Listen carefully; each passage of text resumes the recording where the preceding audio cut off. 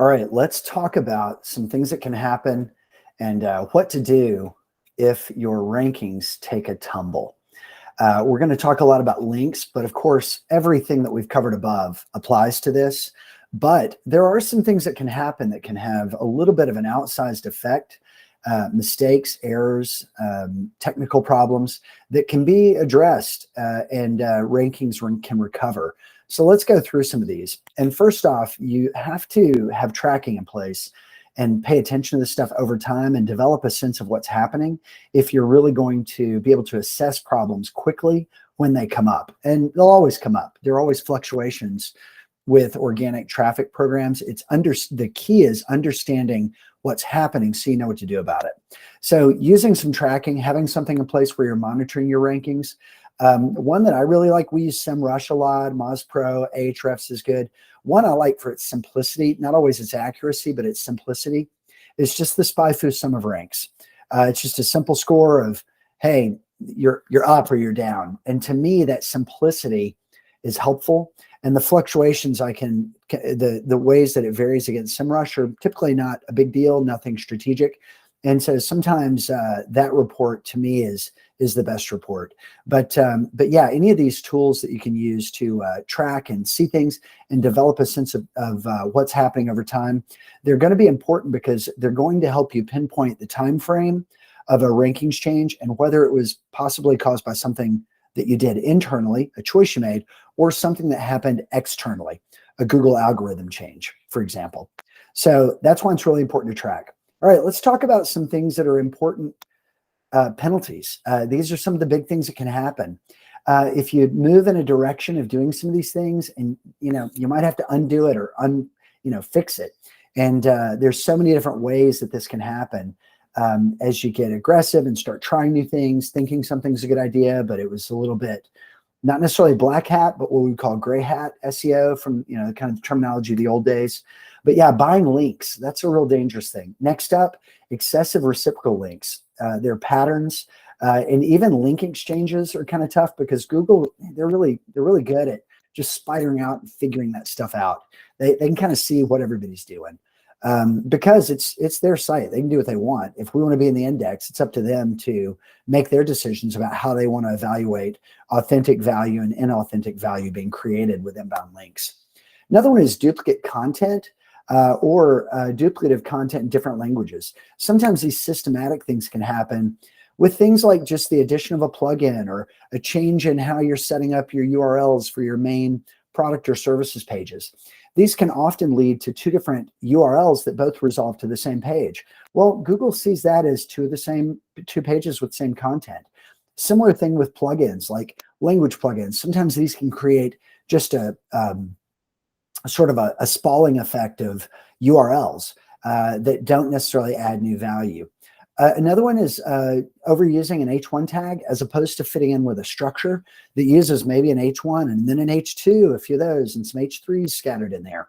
And so you're thinking more in a structural way that is the way people consume information rather than trying to max out and just get more and more and more into that H1 tag. Links from sites in another language is another thing that can be confusing for search engines. Keyword stuffed content. We always say we never want to hurt readability. So readability and SEO are often, two kids on two ends of a seesaw, and you gotta find that balance. But you don't want something where you're packing in keywords in every possible conceivable way because it just feels weird to the reader. And Google can sense how that weirdness presents itself, and it's called keyword stuffing. Manipulative footer links. That's a good one. A lot of times they're real unnatural links. Some weird stuff people used to do is hide stuff with vague or not vague, but similar colors and fonts that are against backgrounds without much contrast. That's a bad user experience. And so that fails sort of the EAT test and the core vitals test because the content may be good, but if you're not showing the site in a way that's useful to a human being interacting with the site, it's going to flag other problems. So whatever upside there might be or used to be from doing that kind of thing in SEO, it's not worth it because you're going to get dinged on the usability side with core vitals.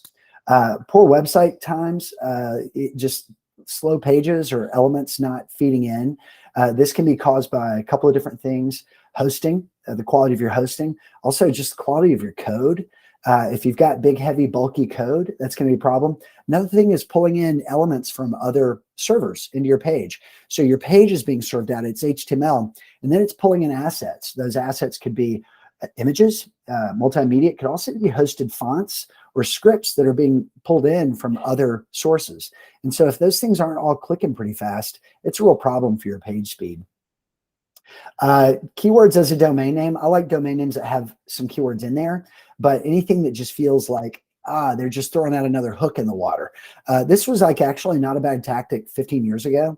So there were often times where we would build 10 websites for a company just to cover all the cities in their region of a state. And that's a little bit foolishness. And thankfully, Google realized that, and we didn't stay on that road because that's really just effort that's just not adding value.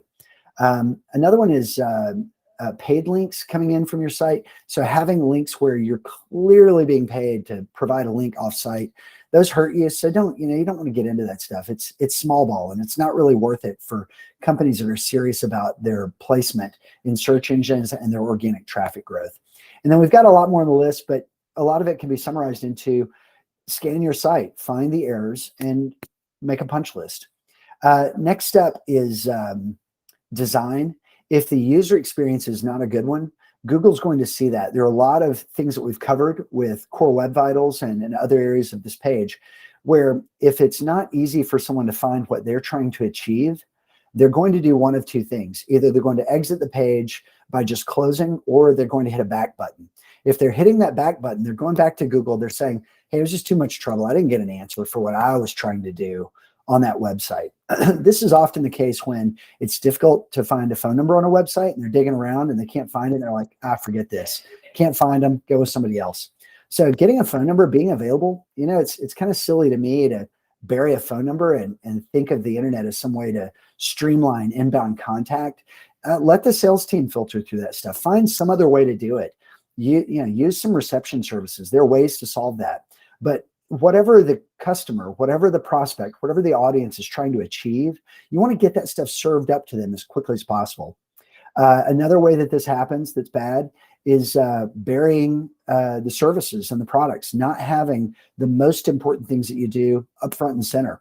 And so starting with the end in mind, why is somebody coming to this website? Why are they being brought here? What are they trying to achieve?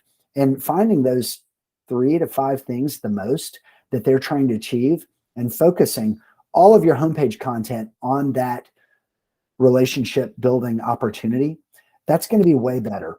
And the alternative to that is things that feel like preamble to a relationship, like our history about us, our brand.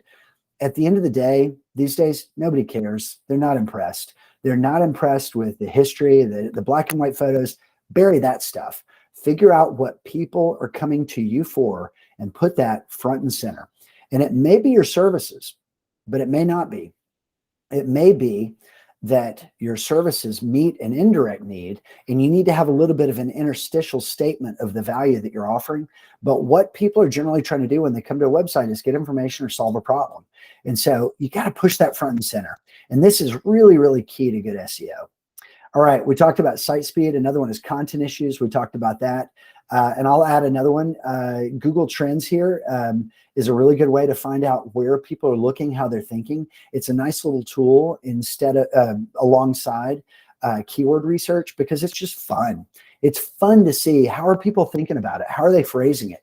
You can compare 2 different phrases and see, oh, wow, this way of thinking or this way of verbalizing it really is going out of date. Whereas this other thing, this other way of talking about it is on the rise. We talk about AI a lot now. We could also be talking about machine learning. It's interesting to see how the phrase AI is so short and has become so much more of the concept for this conversation when what we're really talking about is machine learning.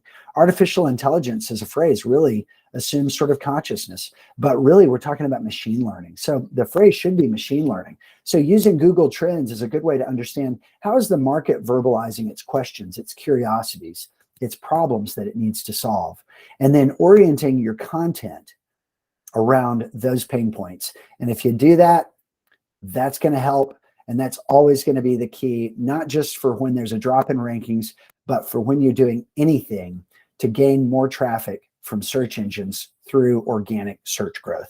All right. We hope this series has been helpful. If you want any help, want to talk about any of these things, or just learn more, or get to know us as a company, we invite you to reach out to us, hit us there, wherever. And if you're watching this on YouTube or something, hope it has been helpful. And we appreciate any feedback or any comments that you'd like to share. Thanks so much, and have a great day from the team at GoEbs.